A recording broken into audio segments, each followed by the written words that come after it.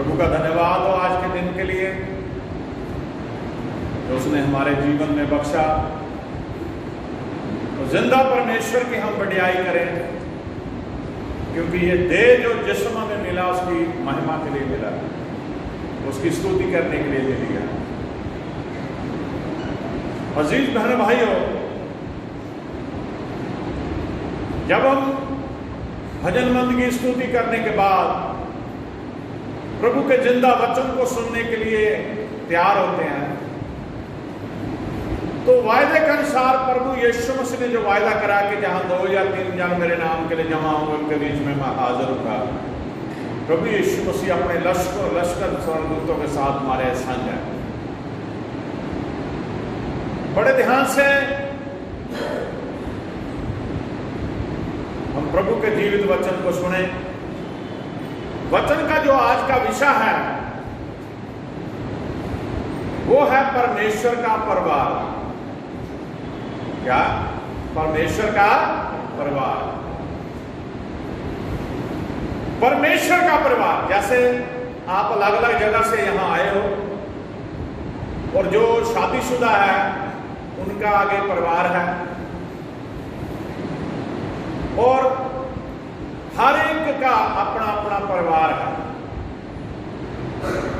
लेकिन पूरी सृष्टि पे, पूरी धरती पे जितने विश्वासी बहन भाई हैं, जो समझदार है, बच्चे से बच्चा समझदार हो जाता है जब, और बुढ़े तक बहन है, भाई है, सभी परमेश्वर का प्यार परिवार है। बोलो हालेलुया। आप सभी परमेश्वर का परिवार हो। ये वचन आज आपको डिलीवर करने के लिए प्रभु ने आत्मा में ये बताया कि हम ये बताएं कि प्रभु यीशु मसीह का सारा परिवार परमेश्वर का परिवार है। सभी जितने विश्वासी है वो परमेश्वर का परिवार है। अब अगर आप देखिए परिवारों के हालात, आज परिवार क्लेश की वजह से परेशान है, परिवारों में अशांति है। ध्यान से सुनना है बातों। कई परिवारों में बच्चे नशे करने लगे हैं, इसलिए परिवार परेशान है, माँ बाप परेशान है। कई परिवारों में लोग जादू टोने शैतानी काम करके उन्हें परेशान कर रहे हैं। कई परिवारों में पैसे की कमी की वजह से परेशानी है। कोई ना कोई परेशानी हर परिवार में है मेरे अजीज बहन भाइयों। और जब परिवार में परेशानी होती है तो वो दौड़ भाग करते हैं कि ये परेशानी दूर हो जाए। और जब आप परमेश्वर का परिवार हो, अगर आपके जीवन में कोई परेशानी है, कोई बीमारी है, कोई पैसे की तंगी है, कोई शैतानी अटैक है, कोई भी प्रॉब्लम है, क्योंकि आप परमेश्वर के बच्चे हो, इसलिए वो सबसे पहले परमेश्वर उसे खत्म करेगा, उन तमाम बुराइयों को, तमाम शैतानी ताकत। बोलो हालेलुया। अभी बोलो भाई, बोलो हालेलुया। परमेश्वर अपने परिवार का रक्षक है। परमेश्वर अपने परिवार का रक्षा करने वाला परमेश्वर है, पिता है। हम वचन में पढ़ते हैं, व्यवस्था विवरण की पुस्तक पुराने अहदनामे में, ओल्ड टेस्टामेंट में, व्यवस्था विवरण उसका 14 अध्याय, उसकी 2 आयत पढ़िए। कैसे लिखा हुआ बाइबल में कि आप परमेश्वर का परिवार हो। क्योंकि तुम अपने परमेश्वर यहोवा के लिए पवित्र समाज है। एक पवित्र समाज है। देखो यहाँ बड़े ध्यान से, जिनके हाथ में बाइबल है उसके ऊपर नजर गड़ाओ।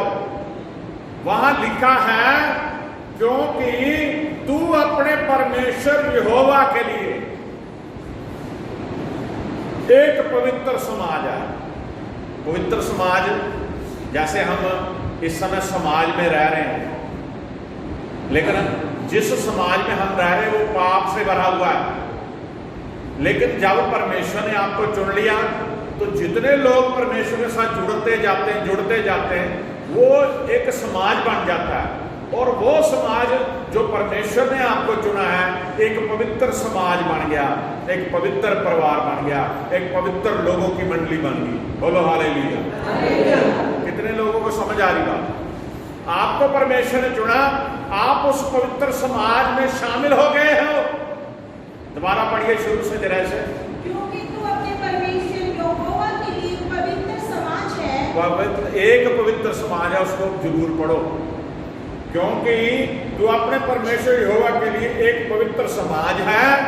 और यहोवा ने तुझको पृथ्वी भर के समस्त देशों के लोगों में से अपनी निज संपत्ति होने के लिए चुन लिया है। निज संपत्ति होने के लिए चुन लिया है। और यहोवा ने तुझको, आपको, मुझे, बड़े ध्यान से, ये शब्द छोटे से पढ़ने में बड़े सरल है, लेकिन इनका वजन बहुत है, इनकी गहराई बहुत है। पहली बात जो हमने यहां देखी है, क्योंकि तू अपने परमेश्वर यहोवा के लिए एक पवित्र समाज है। परमेश्वर इतना प्यार आपसे करता है, उसने आपको एक पवित्र समाज बना दिया है। और यहोवा ने तुझको, जो भी इसे प्रभु यीशु मसीह का विश्वास कर रहा है, इस वचन को पढ़ रहा है और यहाँ पे संगति में बैठा है, तुझको पृथ्वी भर के समस्त, धरती पे जितने भी समस्त देशों के लोगों में से, पूरी दुनिया के लोगों में से अपनी निज संपत्ति होने के लिए चुन लिया है। हालेलुया। निज संपत्ति, पर्सनल प्रॉपर्टी हो आप परमेश्वर की। जैसे बच्चे माँ बाप के बहुत प्यारे होते हैं और माँ बाप को उम्मीद होती है कि आने वाले समय में यही बच्चे हमारे नाम को रोशन करेंगे। अगर माँ बाप के बच्चे अच्छे निकल जाएं तो माँ बाप को बहुत खुशी होती है। मेरे अजीजों, परमेश्वर ने आपको चुना है, आप एक चुना हुआ समाज बन गए हो, पवित्र समाज बन गए हो। पूरी दुनिया में जितने भी समस्त लोगों में से, समस्त जातियों में से परमेश्वर ने आपको अपनी निज संपत्ति होने के लिए चुना है। निज संपत्ति होती है पर्सनल प्रॉपर्टी, जो होती है आपका मकान आपके नाम पे है, उसके अंदर कोई दखलंदाजी नहीं कर सकता। आपकी जमीन जो आपके नाम के है, उसके ऊपर कोई कब्जा नहीं कर सकता। इसी तरह जो चुने हैं बेटे बेटियां परमेश्वर के हैं, शैतान उन्हें उससे छीन नहीं सकता, शैतान उन्हें परमेश्वर से दूर नहीं कर सकता, शैतान उनके ऊपर कोई हमले नहीं कर सकता, शैतान उन्हें बीमार नहीं कर सकता, शैतान उन्हें कोई पैसे की तंगी नहीं डाल सकता, शैतान उनके ऊपर किसी तरह की नशे की कोई गंदी शक्ति नहीं छोड़ सकता, शैतान उनके घरों में कला क्लेश नहीं करा सकता। जब आप परमेश्वर के बच्चे बनोगे तब।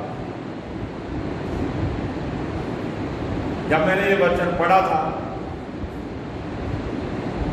और इस वचन पे मेरी आंखें गई और मेरे हृदय में एक शांति, एक सुकून परमेश्वर की तरफ से जागा कि कितना महान हमारा परमेश्वर है, जिसने इस पूरी दुनिया में हमें चुना।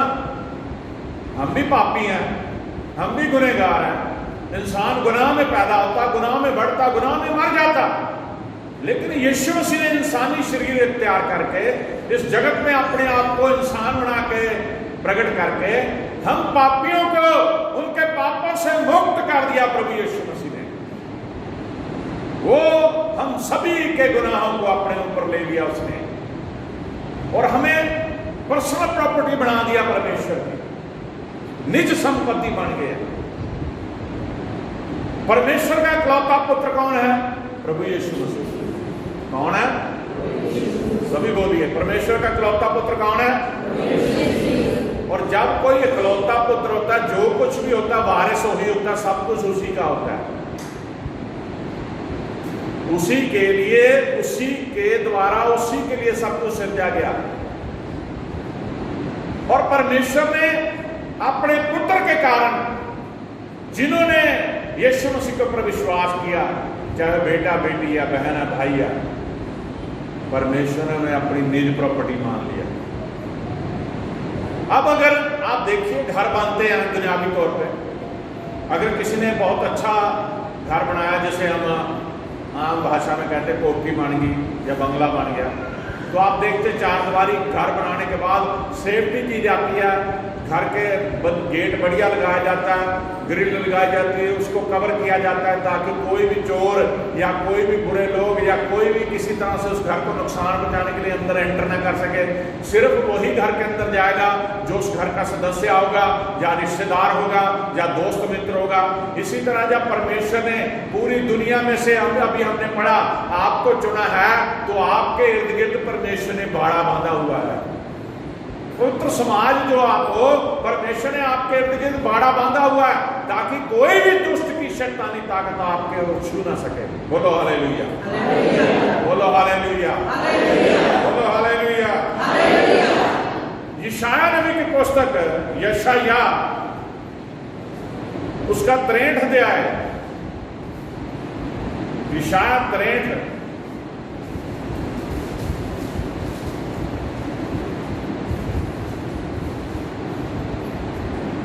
यशायाह 63 16 पढ़िए, उसकी 16। निश्चय तू हमारा पिता है,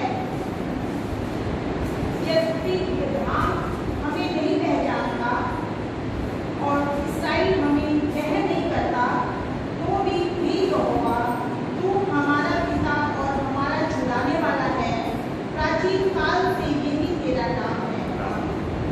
अगर हम बाइबल के वचनों को पढ़ते जाएं तो शुरू में जब परमेश्वर ने अपने चुने हुए लोगों को, उस कौम को, इसराइल को मिस्र की गुलामी में से निकाला तो क्या करा?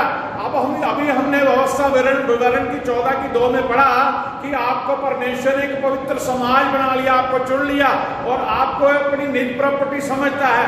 अब आपको जब परमेश्वर ने अपने बेटे बेटियां बना लिया है, वो चाहता है कि आप नेक बने रहें, आप पाप ना करें, आप गुनाह ना करें। लेकिन जब हम अहदनामे को पुराने को पढ़ते हैं, कौम इस्राएल को परमेश्वर ने चुना, लोग पाप करते जाते थे, फिर भी परमेश्वर का डर उनके दिल में नहीं रहा। जिन बातों से परमेश्वर को घृणा थी उन वही काम वो करने लगे। वो परमेश्वर को छोड़ के और लोगों के पीछे भागने लगे और देवी देवताओं के पीछे भागने लगे परमेश्वर को छोड़ के। तो परमेश्वर ने उन्हें सजा भी दी। परमेश्वर को जलन होती है, गुस्सा आता है। मेरे अजीजों, परमेश्वर नहीं चाहता कि आप भटकें। सब कुछ देने वाला परमेश्वर है, सब कुछ उसकी कृपा से मिलता है। तो हम परमेश्वर को छोड़ के कहां कहां भटकते फिरते हैं, क्या प्राप्त कर सकते हैं? इस वचन के ऊपर गौर फरमाएं। निश्चय तू हमारा पिता है, यद्यपि अब्राहम हमें नहीं पहचानता। अब उस कौम को तो परमेश्वर ने चुना था और अब्राहम भी उसी कौम में से था। लेकिन जब पूरी दुनिया को, समस्त देशों को, जो वचन में हमने पढ़ा, समस्त देशों के लोगों में से उसने हमें चुन के हमें अपनी निज प्रॉपर्टी बना लिया। तो यहां पे लिखा है, बेशक अब्राहम हमें नहीं पहचानता और इसराइल हमें ग्रहण नहीं करता, तो भी हे परमेश्वर तू हमारा पिता और हमारा छुड़ाने वाला है, प्राचीन काल से यही तेरा नाम है। बोलो हालेलुया। छुड़ाने वाला, हमें ग्रहण करने वाला वो परमेश्वर है। शुरू से उसका यही नाम है। मेरे अजीज बहन भाइयों, आज आपको समय मिला है यहां आके इस बात को समझने का कि आप सभी परमेश्वर का परिवार हो और परिवार में चोरियां नहीं होनी चाहिए, परिवार में जेलसी नहीं होनी चाहिए, परिवार में एक दूसरे के प्रति नफरत नहीं होनी चाहिए। परिवार अगर एक होगा तभी तरक्की करेगा। अगर यीशु मसीह ने कहा था कि अगर जिस राज्य में फूट पड़ जाए ना, वो राज्य स्थिर नहीं रहता, खत्म हो जाता वो मुल्क। और जिस परिवार में फूट पड़ जाए, परिवार भी कामयाब नहीं होता, खत्म हो जाता है। आप चुना हुआ परिवार हो, आप यीशु मसीह का, परमेश्वर का परिवार हो। अगर आपके अंदर प्रभु के प्रति प्यार नहीं है, प्रभु के प्रति ईमानदारी नहीं है, प्रभु के प्रति किसी भी तरह के कोई लगाव नहीं है, प्यार नहीं है, तो आपका जीवन बेकार है। कोई भी आपको आशीष नहीं मिलनी, किसी भी तरह की बरकत नहीं मिलनी। रोटी तो मेरे बहनों भाइयों जानवरों को भी परमेश्वर दे रहा है। ये ना सोचो कि हम अच्छा खा रहे हैं, अच्छे घर में रह रहे हैं, अच्छा हमारा स्टेटस है, ये मत सोचो। ये सोचो कि इसके बाद जब स्वर्ग और नरक का फैसला होना तब क्या हाल होगा। अभी तो हम बड़े खुश हैं कि मुझे रोज रोटी मिल रही है, अच्छे कपड़े मिल रहे हैं, अच्छा घर मिला हुआ है और सब कुछ ठीक है जी। लेकिन जो आने वाला समय है, आपने फैसला अभी करना है कि आपने नरक में जाना है या स्वर्ग में जाना है। फैसला आपके हाथ में है। अगर धरती पे आप सोचते हो बस ऐश कर लो, नरक स्वर्ग किसने देखा, तो घर जाके यूहन्ना रसूल की इंजील में पढ़ लेना उस धनवान और लाजर की कहानी को। जब वो धनवान मरा तो नरक में गया, लाजर मरा तो इब्राहिम की गोद में गया। बोलो हालेलुया। फैसला आपके हाथ में है। क्या इस मौजूदा समय में आप ऐशप्रस्ती चाहते हो, मौजूदा समय में पाप भरा जीवन चाहते हो? और अगर आप अभी भी नहीं संभले, आप परमेश्वर का समाज हो, परमेश्वर के चुने हुए लोग हो।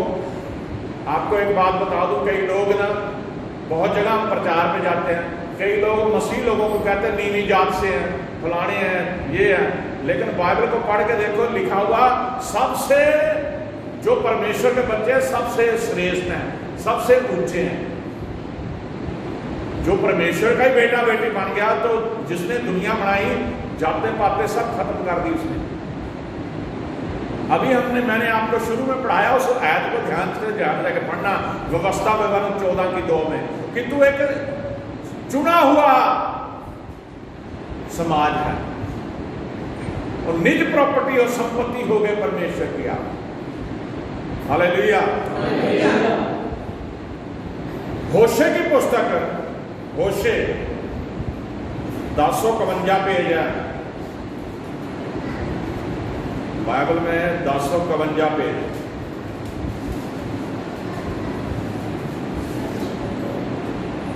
होशे 11 1058 पेज, 11 की पहली आयत पढ़ो। जब इसराइल बालक था, हाँ, तब मैंने उससे प्रेम किया और अपने पुत्र को मिस्र से बुलाया। हाँ, जब इसराइल बालक था तो मैंने उससे प्रेम किया और अपने पुत्र को मिस्र से बुलाया। बोलो हालेलुया। अब यहां पे 2 बातों को ध्यान दें। जब परमेश्वर ने, लोग रो रहे थे, कुर्ला रहे थे, रो रहे थे, कुर्ला रहे थे, मिस्रियों की गुलामी में फंसे हुए, तो परमेश्वर ने अपने एक बंदे को, जो मूसा था, वो मिस्री के राजा के घर में पड़ा था, वो इस्राएली, सारी कहानी आप जाके पढ़ेंगे। परमेश्वर ने उसे वहां से बुलाया और उसके जरिए परमेश्वर ने इस्राएल कौम को प्यार करता था, उसे उनका अगुआ बनाया और उसके जरिए उसने कौम को गुलामी की दास्तान से निकाला।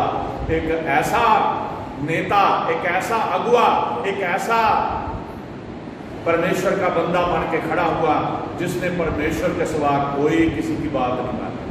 बोलो हालेलुया। अगर आप मूसा के जीवन को देखोगे, यीशु मसीह और मूसा का जीवन मिलता जुलता है। जब यीशु मसीह ने पैदा होना था और उसके बाद जब पैदा हो गए, बच्चों को मारने लगा राजा, तो परमेश्वर ने वहां से उसे भेज दिया। किधर लेके चला गया था वो? मिस्र में ही लेके चला गया था यूसुफ। और बहुत सारी बातें जो मिलती हैं, यीशु मसीह और मूसा का जीवन मिलता जुलता है। लेकिन परमेश्वर ने अपनी कौम से इतनी मोहब्बत करी, उनके लिए एक बंदे को चुना और उसे ड्यूटी लगाई कि मेरी कौम को यहां से निकाल के उस देश में लेके चल जो मैंने देने वाला हूं, जहां दूध और शहद की नदियां बहती हैं। बोलो हालेलुया। दूध और शहद की नदियां बहती हैं, यानी कि इतना उपजाऊ मुल्क है, इतनी वहां खेती बाड़ी उपजाऊ है, इतना वहां खाने पीने का सामान बढ़िया है। हालेलुया। जब इस्राएल बालक था, बालक कौन होता या बच्चा होता कोई, तब मैंने उससे प्रेम किया और अपने पुत्र को मिस्र से बुलाया। आमीन। अगर अगली बात पढ़ लीजिए, इस्राएली कैसे लोग थे, दूसरी आयत पढ़ लीजिए जरा। परंतु जितना वे उनको बुलाते थे उतना ही वे भागे जाते थे। वह बाल देवताओं के लिए बलिदान करते और खुद ही मूर्तों के लिए धूप जलाते थे। ऐसे लोग थे जिन्हें परमेश्वर प्यार करता। वो सर्वशक्तिमान परमेश्वर, वो जिंदा परमेश्वर जो उनसे बातचीत करता था, जो दिन में बादल बन के ऊपर छाया रखता था ताकि उन्हें धूप ना लगे, रात में आग का स्तंभ बन के, खंबा बन के उनके आगे आगे चलता, रोशनी बन के, उन्हें कोई ठोकर न लगे, किसी जगह गिर ना जाए, उनसे बातचीत करता था। उस जीवते परमेश्वर को छोड़कर वो इर्द गिर्द भागे फिर रहे थे।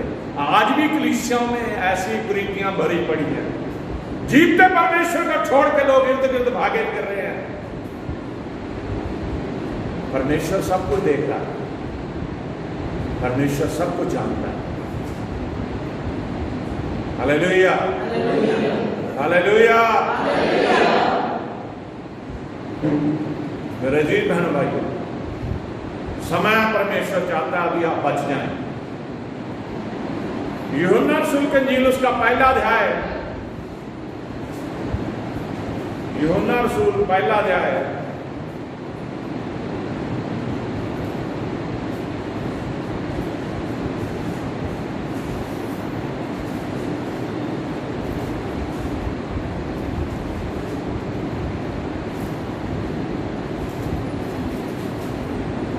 उसकी 12:1 की 12 पढ़ो।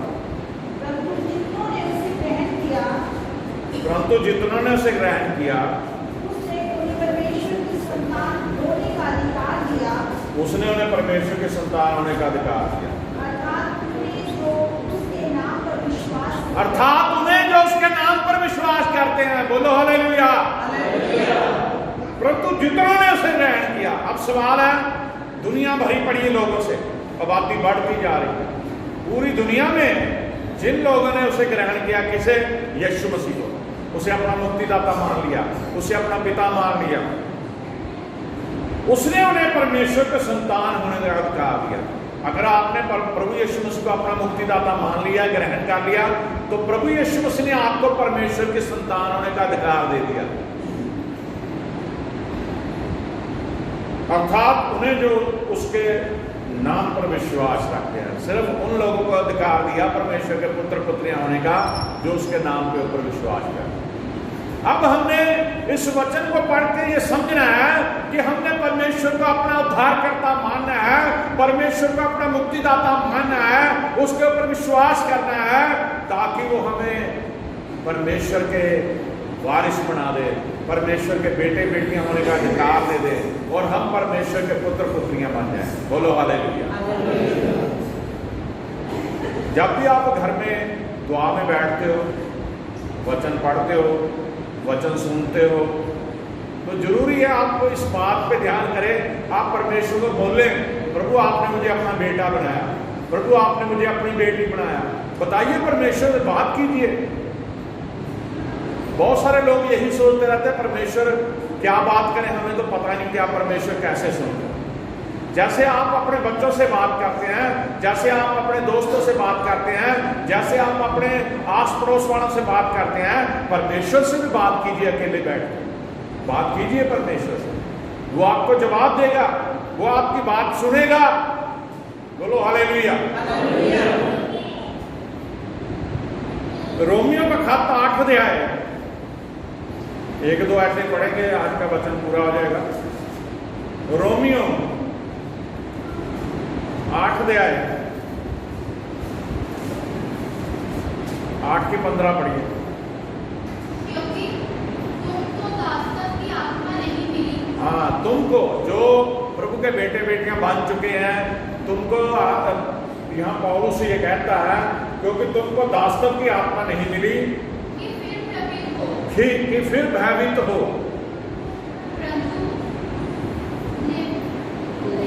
परंतु लेपालकपन की आत्मा मिली है, जिससे हम हे अब्बा हे पिता कहकर पुकारते हैं। आमीन। गुलामी की आत्मा नहीं मिली हमें, लेपालकपन की यानी कि उस परमेश्वर के वारिस की पुत्र होने की हमें मिली आत्मा मिली है, इसलिए हम उसे हे अब्बा हे पिता कहने पाए हैं। बोलो हालेलुया। अगर आप बेटे नहीं हैं तो परमेश्वर को पिता नहीं कह सकते, अगर आप बेटी नहीं हैं परमेश्वर को पिता नहीं कह सकते। अगर आपने अपने आप को तैयार किया है, आपने तौबा करी है और आपने बपतिस्मा लिया है, आपने पाक रूप पाई है और आपने परमेश्वर का अपना पिता माना है, तो आपको परमेश्वर ने अपने बेटे बेटियों का अधिकार दे दिया है। फिर हम उसे हे पिता हे अब्बा कह सकते हैं। अब्बा उर्दू में कहते हैं बाप को। दोबारा पढ़ दीजिए शायद। क्योंकि तुमको दासत्व की आत्मा नहीं मिली कि फिर भयभीत हो, परंतु लेपालकपन की आत्मा मिली है, जिससे हम हे अब्बा हे पिता कहकर पुकारते हैं। आमीन आमीन। अहम दो आयतें हैं जिन्हें हम पढ़ेंगे। दूसरा करंथियों 6 अध्याय, दूसरा करंथियों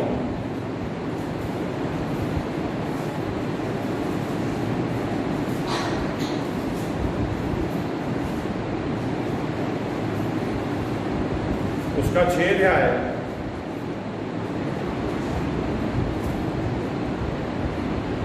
6 की 18 पढ़ो जरा। और मैं तुम्हारा पिता हूँगा। यहां वायदा करता है परमेश्वर, पौलुस ये कहता है परमेश्वर कहता है मैं तुम्हारा पिता हूंगा और तुम मेरे बेटी और बेटे होंगे। यह सर्वशक्तिमान परमेश्वर प्रभु परमेश्वर का वचन है। बोलो हालेलुया। ये किसी इंसान के मुख से नहीं निकला, ये सर्वशक्तिमान प्रभु परमेश्वर का वचन है कि तुम मेरे बेटियां बेटे बेटियां हो। बोलो हालेलुया। कितने लोगों को खुशी है कि उसने हमें अपने बेटे बेटियां बनाया। मुझे तो हद से ज्यादा खुशी है कि उसने मुझे अपना बेटा बनाया। आपको है? बोल के बताइए, ऊंची बोल के बताइए। परमेश्वर ने आपको बेटे बेटियां बनाया है। और मैं तुम्हारा पिता हूंगा और तुम मेरे बेटे बेटियां होंगे। यह सर्वशक्तिमान प्रभु परमेश्वर का वचन है। सर्वशक्तिमान सबसे ताकतवर प्रभु परमेश्वर का वचन है। वो देवताओं का देवता प्रभुओं का प्रभु है, सबसे बड़ा परमेश्वर है, उसका ये जीवित वचन है। आमीन आमीन। लास्ट में हम वचन पढ़ेंगे गलतियों का खाते 4 अध्याय, गलतियों 4 अध्याय। मैं चाहूंगा नए बहन भाइयों को तभी पता लगेगा अगर पता शुरू से पहली ऐसे 6 तक पढ़ दीजिए। 4 की पहली से 6, 1 से 6। मैं यह कहता हूँ कि वारिस जब तक बालक है, व्यक्ति सब वस्तुओं का स्वामी है। हाँ देखो, यहाँ बड़े ध्यान से सुनने वाली बात है। यहाँ पे पौलुस ये कह रहा है, मैं कहता हूँ कि वारिस कौन होता है? जमीन जायदाद का जो आने वाला मालिक। वारिस होते हैं बच्चे। मैं कहता हूँ कि वारिस जब तक बालक है, जब तक बच्चा है। आप देखिए, बच्चे को आप अपनी प्रॉपर्टी देते हो, कभी माँ बाप बच्चे के नाम प्रॉपर्टी करते हैं? बोलो जल्दी। नहीं करते जब तक वो सियाना ना हो जाए, जब तक माँ बाप ये सोचे कि अब हमारी उम्र खत्म होने वाली है। वो यहां समझाया गया। पौलुस कहता है कि मैं ये कहता हूं कि वारिस जब तक बालक है, जब तक बालक है, यद्यपि सब वस्तुओं का स्वामी है। वैसे उसको कहा जाता है कि ये सब कुछ बेटे तेरा ही है। माँ बाप अक्सर कह देते ना, हमने कौन सा साथ ले जाना है, सब कुछ तेरा ही है। हाँ जी आगे। तो भी उसमें और दास में कोई भेद नहीं। लेकिन सोच लो, उसमें और दास में, गुलाम में कोई भेद नहीं है। किसी को ये कह देना वो तेरा ही है, लेकिन उसका तो है नहीं। जब तक किसी के नाम ना हो, नाम उसका तो नहीं है। तो बोलो, समझ आ रही बात है? फिर तो एक नौकर और एक उस बालक का एक ही तरह के दोनों हैं। जब तक उसके नाम नहीं हो जाता सब कुछ, वो वारिस नहीं है। फिर तो वो जैसे गुलाम की जिंदगी है उसी तरह उसकी है। दोबारा पढ़ दीजिए शायद। तो भी उसमें और दास में कोई भेद नहीं। हाँ, यहाँ पे क्या है, क्योंकि परंतु पिता के ठहराए समय तक संरक्षकों और प्रबंधकों के वश में रहता है। संरक्षक होते हैं कि देखते ना, कहीं आपने बहुत कहानियां सुनी होगी, एक ट्रस्ट बना दिया, बच्चा बहुत छोटा है, वो प्रॉपर्टी संभाल नहीं सकता, बिजनेस संभाल नहीं सकता, वो जब तक उनकी देख रेख में रहेंगे वो सारा बिजनेस उनकी देख रेख में रहेगा। ऐसे ही परमेश्वर के वचन के ऊपर मनन करें। हाँ जी, वैसे ही हम भी जब बालक थे हाँ, तो संसार की आदि शिक्षा के वश में होकर दास बने होते। जब तक हम पाप में फंसे होते हम दास बने हुए थे। हाँ जी, जब समय पूरा हुआ तो परमेश्वर ने अपने पुत्र को भेजा। किसको? यीशु मसीह को, जो स्त्री से जन्मा और व्यवस्था के अधीन पुत्र उत्पन्न हुआ, ताकि व्यवस्था के अधीनों को मोल लेकर छुड़ा ले और हमको लेपालक होने का पद मिले, परमेश्वर के वारिस होने का एक औदा मिले। और तुम जो पुत्र हो, और तुम जो पुत्र, इसलिए परमेश्वर ने अपने पुत्र के आत्मा को, जो है अब्बा, हे पिता कहकर पुकारता है, हमारे हृदय में भेजा। आमेन, आमेन, आमेन। यीशु मसीह के बिना कुछ भी नहीं। परमेश्वर ने अपने पुत्र को धरती पे भेजा। व्यवस्था के दिन उसने एक औरत की कोख से जन्म लिया, लेकिन उसने व्यवस्था में जो चल रहे थे उनको अपना लहू देके खरीद लिया। उनको पापों से मुक्ति देने के लिए अपना लहू बहाकर ने खरीद लिया। और हमें एक शब्द मिला, जब हम यीशु मसीह के ऊपर निश्चय करते हैं तो हम सभी उसके बेटे बेटियां बन गए। प्रभु आपको आशीष दे। आमीन।